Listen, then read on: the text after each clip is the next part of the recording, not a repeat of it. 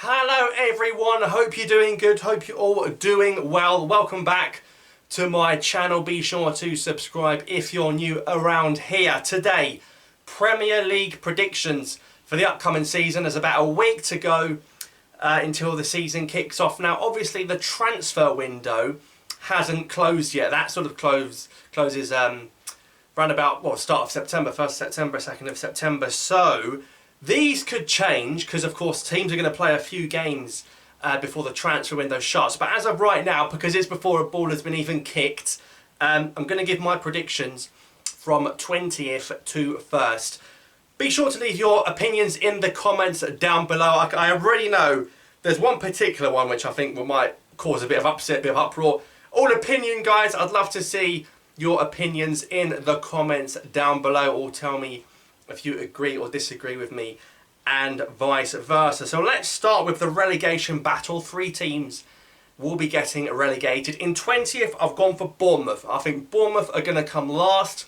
I don't think they've strengthened enough. I think, Solanke up front, he's not really going to get them the goals. He's played in the Premier League before, didn't really do too well then. I just can't see them having the minerals to stay in this division.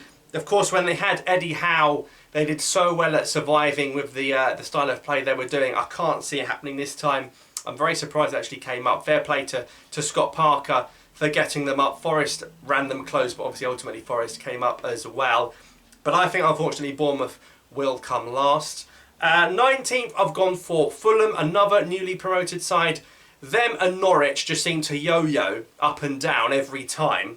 So I think Fulham are going to come 19th. Yes, I know Mitrovic literally scored 40 goals last season, but again, like Solanke, Mitrovic in the Premier League just becomes anonymous. He could prove me wrong, because that's going to be the deciding factor, but I think a key element of Fulham in the Championship last season was Fabio Carvalho, his goals, his assists. Of course, he's gone to Liverpool. That's a big blow for Fulham. I'm sure if they do start struggling, as I predict, they'll probably part ways with Marco Silva as well. And in 18th, I've gone for Southampton to be relegated. Of course, they have lost Broha, who was on loan from Chelsea, the Albanian striker. They're not going to get him back. Livramento at full-back is still injured. Fraser Forster's gone to Tottenham. I can't see them getting bailed out by James Ward-Prowse's set pieces again. I don't think Che Adams scores enough goals. Still haven't properly replaced Danny Ings. For me, Southampton, they just go on bursts of form that keeps them up. I think this is the season they will get found out. And Southampton in 18th. The signings they've made haven't excited me. They've signed like Man City's under-23s to bolster their squad. So for me, Southampton, Fulham and Bournemouth will be relegated. 17th, I've gone for Brentford. I think Brentford are the ones that narrowly avoid relegation.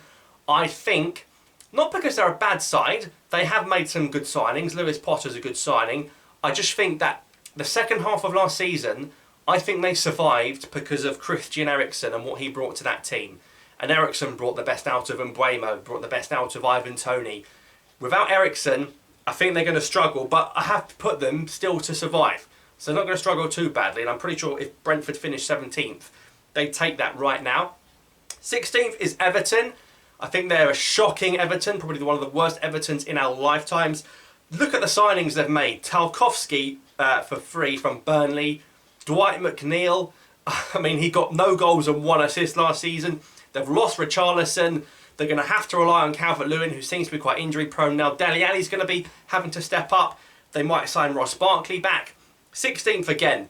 It's just a shocking situation at Everton Football Club, and losing Richarlison, they'll be doing well to stay up. And I think unless drastic business happens, I do think Frank Lampard's a little bit out of his depth. 15th, I've gone for Leeds.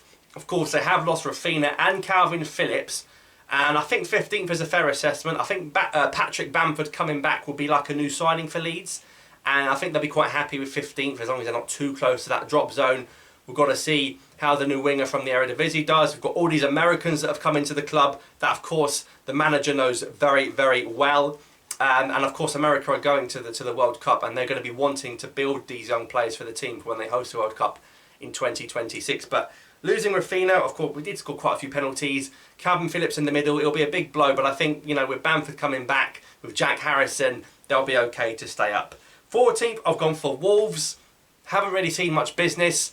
Just not enough for me. Brought the centre back in from Burnley, but I'm not excited. I don't think Jimenez is the same player since his injury. I think if Pedro Neto stays fit, he'll probably be their best player. Coutinho is a year older. Neves is a very good player as well. But Jose Sarr bailed out Wolves a lot last season. They had a lot of 1-0 wins. So for me, if he's not on that form again, Wolves might struggle, but they need to score more goals. 13th, Brighton. Graham Potter, for me, very underrated coach, but they've lost. Well, I think they're going to lose Cucurella eventually. He wants to leave. They've lost Bissouma. Tariq Lamptey at right back would be very good. Of course, he's switched to Ghana, but their squad's been a bit decimated, hasn't it? I mean, even last season they lost the likes of Dan Burn to Newcastle. He was a very, very important player for them. But, you know, losing Bissouma, losing most notably probably Cucurella will be a big, big blow for Brighton. I think Morpay will probably leave as well. Yeah, Trossard's a good player, but other players that they eventually bring in going to be as good as the ones they let go. I just think that Graham Potter is a good coach, and he coaches players to becoming even better, like performing ahead of their ability, and that's why I think Brighton do quite well. So I've got Brighton 13th. 12th, Nottingham Forest. So despite having two of the new teams to go down, I've got Forest in 12th. Big club, Forest. Big club. Won the European Cup before. Really changed their squad. I like the signings they've made. The Nigerian striker up front, who was from the Bundesliga, I think he'll be very good. I think Nico Williams will be brilliant in the fullback position. They signed so many players. Of course, they signed Jesse Lingard, who's on big money, on one-year contract. But if Lingard keeps them up, they'll rightly say that it was worth the money. Dean Henderson in goal. Of course, he's got a really good name. I think Forest will be, and they're going to do more business as well, probably. I think they'll be very pleased with the transfers they've made. Niakate at centre-back as well. Just fantastic business, and really going for it to try and stay up. And in 11th, I've got Leicester, who a week to go before the season haven't signed anyone. Might sell Fofana. They're just an absolute mess. Kasper Schmeichel linked with Nice. Just a complete shambles from Leicester. I think 11th is quite good. I think Rodgers is a good coach. They won't be in Europe this season, but 11th, Vardy's a year older. Are they going to finally give Patson Daka a real opportunity? I think Daka's a very good striker, but they need to strengthen that squad big time. So that's the bottom half. On to the top half. 10th, Crystal Palace. If they play a front three of Zaha, Edouard and Michael Olise, if Olise needs to stay fit, he'll play most games on that right-hand side. They'll be a big threat. They'll make Sellers Park a tough place to go. I think with Zaha's trickery, he had his best season in terms of goals last season under Patrick Vieira. Olise, if he can stay fit, he's already a doubt for the opening game. Palace will be very good. And I think that they're aiming for the top half this season. I think Patrick Vieira has challenged his team to get in the top 10. I don't think they've ever been in the top 10, so that'll be probably one of their best seasons ever. So they need to replace Conor Gallagher, though. I think they will, but Gallagher last season was very good for them. 9th, Aston Villa. I think Gerrard spent last season practicing for this season. You know, sort of trialled Coutinho. Decided to buy him permanently. That's a good signing for them. They've got Carlos at the back. They need to have a good season here. They need to have a good start, or Gerrard's going to be under pressure. Their fixtures are quite kind at the beginning, but I think Villa and 9th will be a great season, considering, you know, a couple of years ago they were nearly at the drop zone. John McGinn, I think, will be a better captain than Mings. So 9th Villa. And 8th, I've gone for the rich Newcastle. I think they'll still do two big signings. Bruno in the middle is a great signing. Nick Pope in goal. I know Bruno came in January, but this is his first full season. Scored a few goals already last season. Of course, they've got Sven Botman at the back. Trippier will be fit again. We don't know what's happening with St Maximin. If Callum Wilson stays fit, I think they've got every chance of having him as the #1 striker. I don't think Chris Wood is going to play too much game time if Wilson is fit. I think Newcastle will strengthen even more. They had a very good last season, going from 20th, I think, when Eddie Howe took over, to finishing really high up. So if they take that form into this season, they'll do great.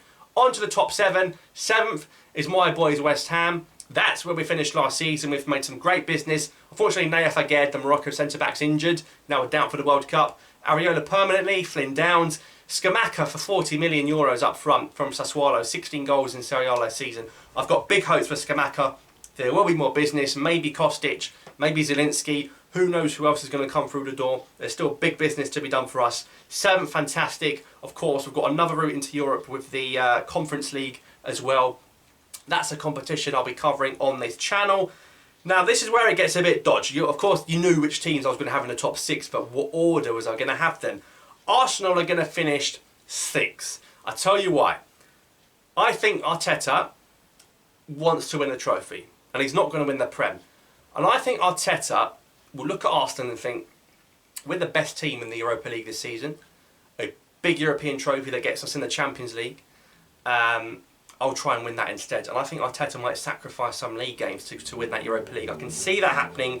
I think Jesus will score for fun if he plays in the Europa League. And I just think they'll miss out on the top four because of the other team's strength. And Arsenal have got a better squad now. They've got rid of a lot of players they didn't want. You know, to come sixth and win the Europa League, I think Arsenal fans would take that right now. Arsenal fans want to get back in the Champions League. Man United in fifth. I'm not going to put them in the top four either, despite the fact that they've got Erik Ten Hag in. I've got Ten Hag fifth above Arsenal because he's a better coach than Mikel Arteta, despite what you see in the Amazon documentary. So I think Ten Hag will get United to fifth, which could see him sacked ultimately. But again, another guy that will look to win the Europa League. But I think in a cup competition, Arteta thrives. And I think in a league competition, Ten Hag gets above Arteta. So I've got United in fifth. Eriksen, don't know what's happening with De Jong. Lisandro Martinez is one of the shortest defenders in the league. Unless they reinvigorate, you know, Martial, who they didn't even want Martial last year. Sancho needs to have a big season. Rashford needs to, you know, not only feed the kids, feed the net as well. So I've got Manchester United in fifth. So it's the same top four as last season. I've got Chelsea in fourth. Thomas Tuchel, for me, a very good coach. Won the Champions League when not many people expected him to. Got Sterling. African football fans know all about Kalidou Koulibaly, the Senegal captain, for me. Really good centre-half. Finally got a move to the Premier League. It was overdue, this move. He only had 1 year left at Napoli. He'll be linking well with Mendy ahead of that World Cup for Senegal. Good relationship there they'll have together. Probably slot into a back three. And of course they have signed Raheem Sterling, who probably plays a false nine for Chelsea, I believe. So that's a good bit of business. And I think Chelsea have got more business to be done despite missing out on the likes of Rafinha and Koundé. Tottenham third is bold because I really don't like Spurs, but I rate Conte because, you know, a lot of people do their predictions, look at the squads. I look at the managers and the coaches. Conte is a serial winner. And he'll want to win the league. He won't, but he'll want to win it. They're in the Champions League. They've signed Richarlison. They've signed Basuma. They've signed Perisic. They've signed Jed Spence. Very good business for Spurs. Conte will try and get stuff done now. He's not a long-term coach. He'll get stuff done now. He went in there halfway through the season. Bang. 8th to 4th. I think Spurs third. And I think they'll be very happy with that. Probably one of their highest finishes since Pochettino left the club. Second, Liverpool. Lost Mane. That's going to be a bigger blow than people think. Of course, they spent big money on Núñez. Right now, no matter how well Núñez does, Sadio Mane is a better, much better footballer than Darwin Núñez, who has one sort of good season in Portugal. Mane has been consistent. Even before Mane went to Liverpool, he was already in the Premier League. He was at Southampton, scored the quickest Prem hat-trick ever. They're going to miss Mane, and they might regret letting him go, but I think they had to.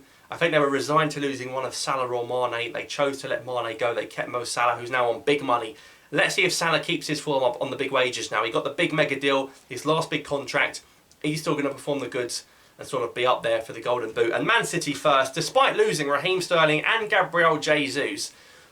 Of course, Mahrez is going to get a lot more game time. I think Mahrez will get a lot more assists this season than you'll be used to because Haaland is clinical. Mahrez had to be the bloody top scorer last season. He's going to take their penalties. Haaland's going to be very clinical with the chances that Mahrez provides him. We're going to see the best of Jack Grealish as well, I think, of Phil Foden, of Kevin De Bruyne, Bernardo Silva.